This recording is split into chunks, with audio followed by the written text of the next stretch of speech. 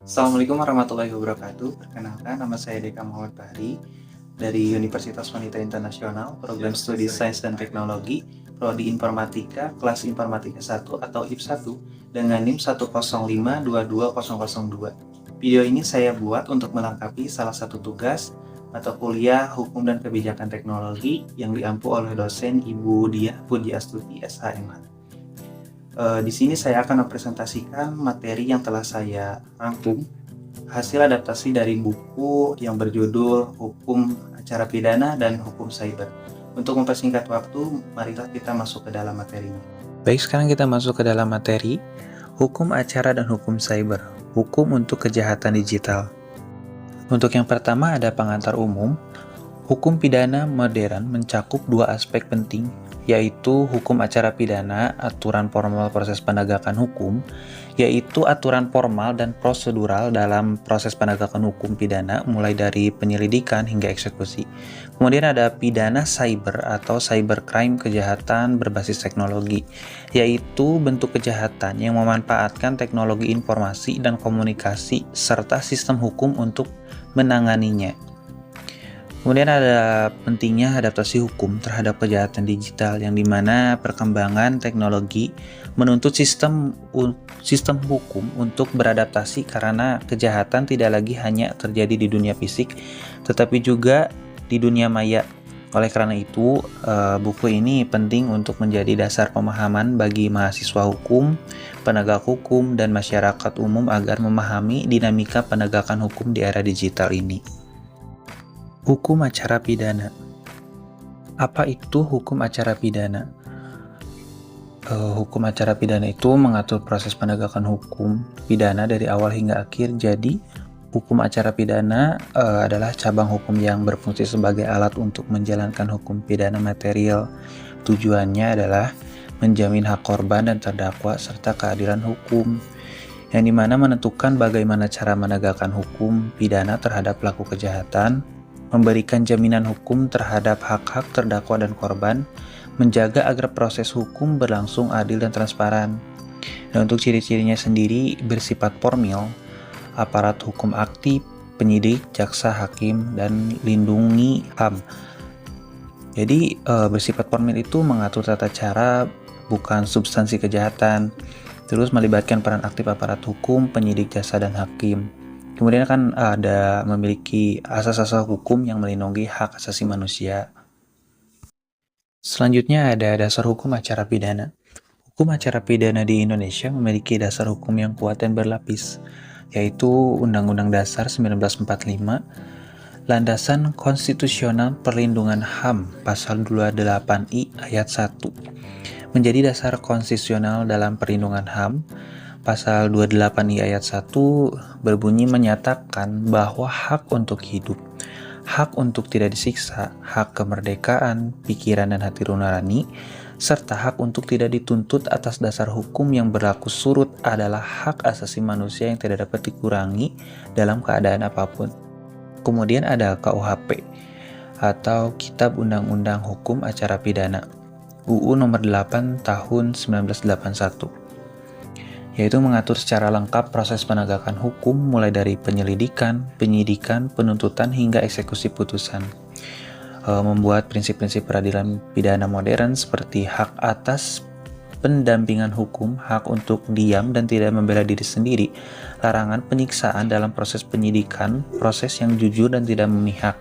Kemudian untuk prinsip-prinsipnya sendiri yaitu legalitas, objektivitas, keadilan, profesionalisme, dan imparsialitas. Selanjutnya kita masuk ke tahapan hukum acara pidana. Yang pertama ada penyelidikan, tahap awal untuk mencari tahu apakah suatu peristiwa patut diduga sebagai tindak pidana. Yang kedua, penyidikan, dilakukan oleh penyidik untuk mengumpulkan bukti dan menetapkan tersangka. Yang ketiga, penuntutan. Jaksa penuntut umum menyusun dakwaan dan mengajukan perkara ke pengadilan. Persidangan, hakim memimpin pemeriksaan bukti dan mendengarkan keterangan saksi. Yang kelima, putusan. Hakim memutuskan apakah terdakwa bersalah atau tidak berdasarkan alat bukti. Yang keenam, eksekusi. Pelaksanaan putusan pengadilan yang telah berkekuatan hukum tetap. Dan yang terakhir, upaya hukum, termasuk banding, kasasi, dan peninjauan kembali. Nah, sekarang kita akan membahas apa itu cyber dan cybercrime. Cyber, dunia digital dan internet, yaitu cyber itu merujuk kepada segala hal yang berhubungan dengan dunia digital, seperti komputer, jaringan, dan internet. Untuk cybercrime sendiri itu kejahatan via sistem komputer atau internet. Jadi tindak pidana yang dilakukan melalui atau terhadap sistem komputer, jaringan, atau data elektronik. Nah, untuk jenis-jenis cybercrime-nya sendiri, yang pertama itu ada phishing, penipuan identitas. Jadi seperti upaya memperoleh informasi sensitif seperti password, data bank, dengan menyamar sebagai institusi resmi. Kemudian ada hacking, itu membobol sistem, yang dimana aksi membobol sistem komputer tanpa izin. Kemudian ada defacing, merusak tampilan web. Merusak tampilan web ini seperti mengubah menjadi situs secara ilegal gitu. Kemudian ada carding atau mencuri data kartu kredit. Pencurian data kartu kredit itu untuk transaksi ilegal. Kemudian ada cyberbullying. Cyberbullying ini penindasan atau pelecehan di internet. Kemudian ada online fraud, penipuan dalam transaksi daring. Dan ada juga penyebaran hoax dan hate speech, yaitu informasi palsu yang memecah belahkan atau merusak reputasi orang lain. Selanjutnya ada landasan hukum cybercrime.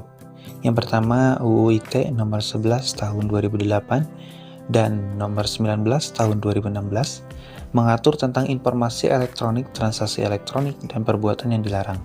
Kemudian ada KUHP dan KUHP, berlaku jika perbuatan digital memenuhi unsur-unsur tindak pidana konvensional. Kemudian ada peraturan pelaksana, peraturan menteri, surat edaran Mahkamah Agung. Kemudian rencana hukum baru, RKUHP digital yang mengatur khusus pidana dan proses hukum dalam ruang cyber. Selanjutnya ada hukum acara cyber. Hukum acara cyber itu sendiri adalah proses hukum yang berlaku dalam penanganan kejahatan digital.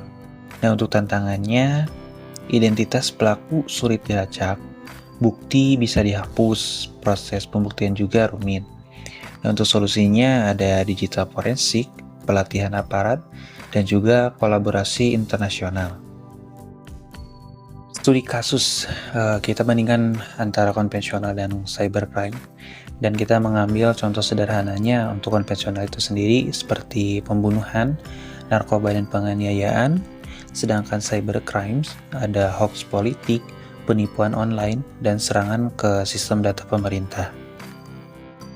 Nah, untuk pembahasan yang terakhir ada relevansi teknologi dan hukum. Yang pertama, hukum harus menyesuaikan dengan perkembangan teknologi. Kemudian aparat hukum perlu melek digital. Kemudian undang-undang perlu diperbaharui. Dan yang terakhir, pendidikan hukum harus memasukkan cyber law. Nah, untuk kesimpulannya, dunia digital menuntut hukum yang adaptif dan responsif. Kemudian, penegak hukum cyber membutuhkan pendekatan yang tidak sama dengan hukum konvensional. Kolaborasi antara aparat hukum dan ahli teknologi sangat penting. Dan pendidikan hukum masa depan harus memasukkan materi cyber law sebagai bagian dari kurikulum wajib. Demikian materi yang dapat saya sampaikan mengenai hukum acara pidana dan pidana cyber. Melalui pemaparan ini, kita bisa melihat bahwa perkembangan teknologi menuntut sistem hukum untuk terus beradaptasi, tidak hanya dari sisi aturan, tetapi juga dari kemampuan dan pemahaman para penegak hukumnya. Semoga materi yang saya sampaikan dapat memberikan gambaran yang jelas mengenai pentingnya hukum dalam menghadapi tantangan dunia digital. Terima kasih. Wassalamualaikum warahmatullahi wabarakatuh.